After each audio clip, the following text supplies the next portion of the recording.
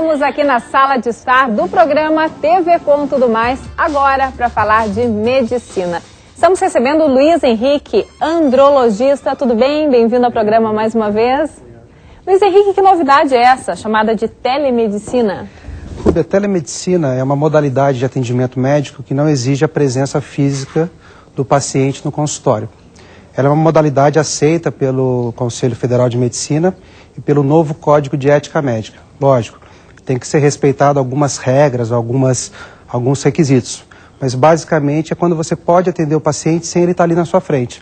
Pode ser por rádio, telefone, internet. Isso é muito conhecido no âmbito das universidades. Mas agora a gente está trazendo para o consultório isso para paciente que tem uma certa dificuldade de chegar ao consultório, seja pela distância, porque a gente vive num país muito grande, às vezes a pessoa não tem o acesso ao especialista, ou se não questões de foro íntimo, que ela não quer se expor por algum motivo, desde que algumas regras sejam estabelecidas, a gente pode tratá-lo, pode falar com o médico dele, a gente pode, digamos, fazer todo um tratamento sem que ele se exponha ou sem que ele se desloque até por telefone ou pela internet? Dá para fazer pela internet, se faz muito por rádio, né, nas plataformas de petróleo, por exemplo. O médico que fica no continente muitas vezes trata o paciente, no caso a Petrobras, que é a mais famosa, e trata, e diagnostica, e medica tudo à distância. A gente faz mais por internet, mas existem todos os meios de comunicação para facilitar o acesso. É uma alternativa que já está funcionando bem aqui em Florianópolis? Exatamente, é uma alternativa que assim, ainda é incipiente no Brasil. Eu consegui trazer isso para cá junto com o grupo de andrologia. E basicamente assim, é uma coisa nova, mas assim, é bem aceita pelos pacientes e respeitando todas as regras do CRM, logicamente. A gente não vai poder fugir disso nunca, né? Olha, eu acho que pacientes que tenham disfunção erétil, né?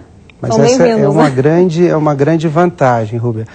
Como eu falo para meus pacientes, eu sempre encorajo todos eles a comparecer no consultório. A intenção nunca vai ser substituir uma consulta médica, mas permitir uma alternativa ao paciente que não quer se expor. Geralmente ele tem o urologista dele, que já o tratou, já viu como é que está a próstata, já viu os exames. Eu peço os exames escaneados e, dependendo da situação, posso tratá-lo sem necessidade dele vir no consultório. A indicação é sempre primeiro passar pelo urologista. Esse é o correto, é que você sempre tem um médico de confiança que trate você, que conheça você. Agora, excepcionalmente, a gente pode até tratar, por exemplo, o paciente está muito distante, numa cidade pequena que ele não quer expor com o médico dele.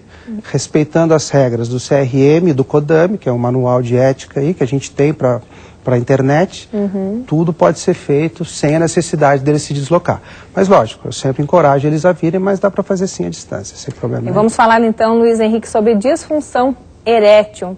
Fala pra gente dessa questão da idade. Existe uma idade para quem sofre com esse problema ou não? Na verdade, assim, eu costumo dizer, até 40 anos, os problemas mais comuns são psicológicos ou de ejaculação precoce. A partir dos 40 anos, os problemas orgânicos de disfunção erétil começam a aparecer. Entupimento da artéria peniana, problema no nervo que conduz à ereção.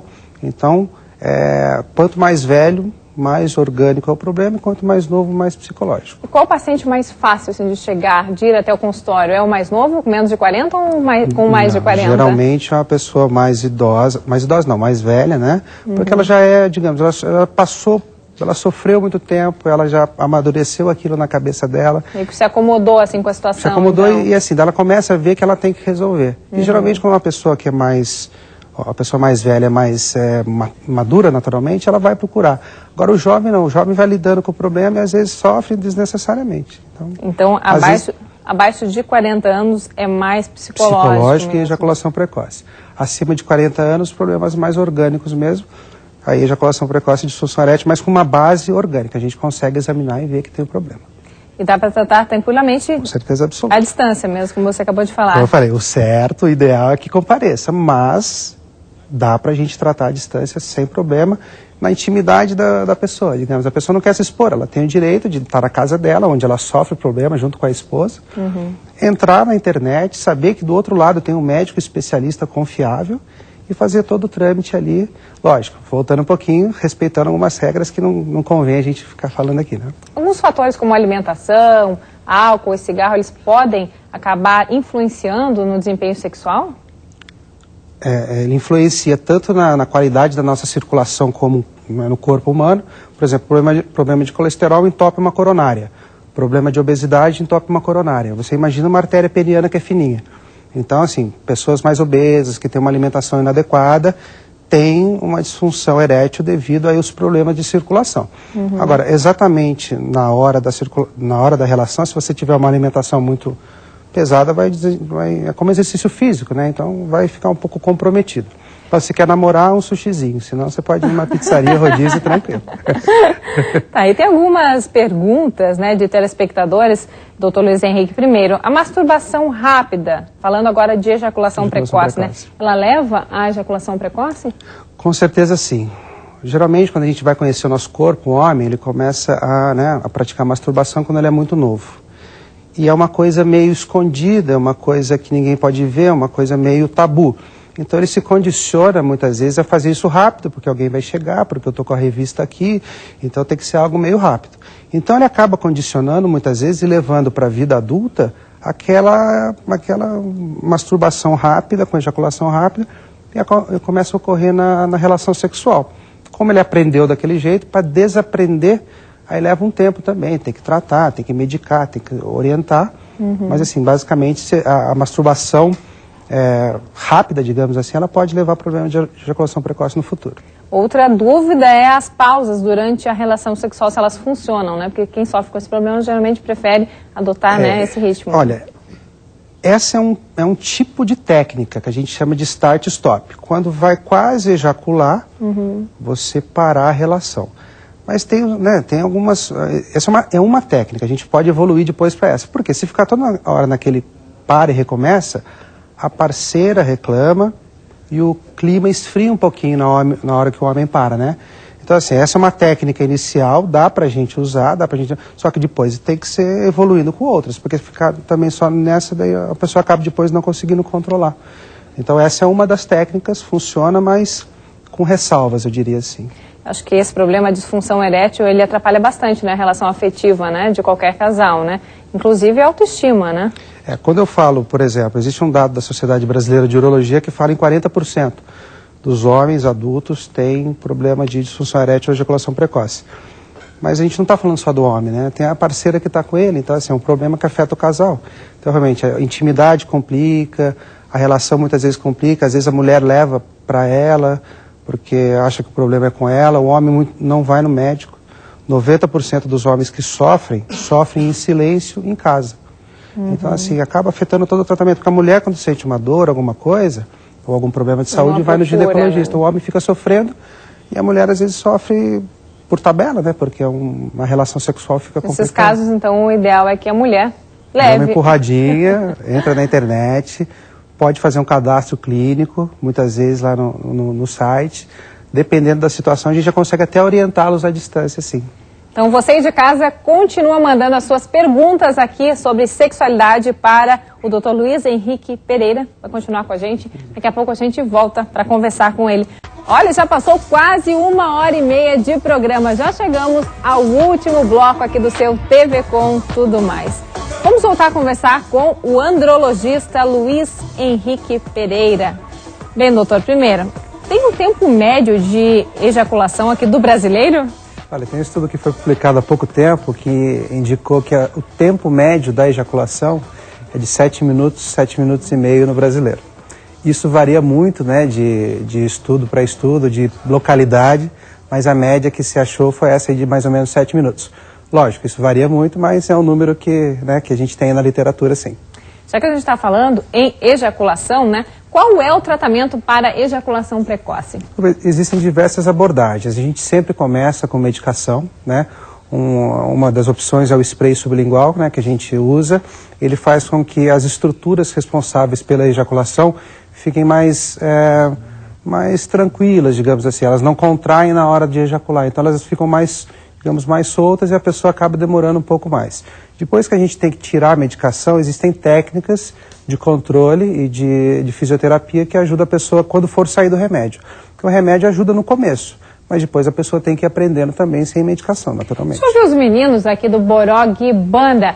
Sim. Sexo, sexualidade é um assunto que vocês discutem com com a parceira, com a namorada ou mulher?